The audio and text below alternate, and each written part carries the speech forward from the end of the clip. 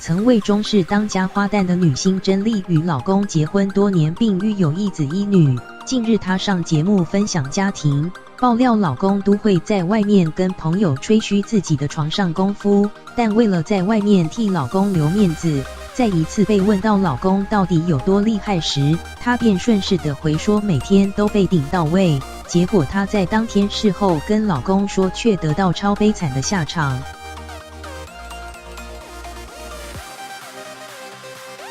艺人甄丽日前上谈话性节目《1%强》，节目中邀请到各国代表来宾一起谈论深夜话题，聊不同国家的深夜激战秘密，却意外发现美国女性里有80%女性会用演的方式假高潮，除了顾及男方面子之外，也能让这场激战早点结束。而日本女性更是高达90%会这样做。主持人小珍一听相当傻眼，表示或许就是因为女性这样才把男生宠坏，让他们认为自己很厉害，便到处吹嘘。甄丽在听完后也同意，分享自己有次跟着老公去打高尔夫，没想到老公的朋友却突然向前问她到底有多厉害。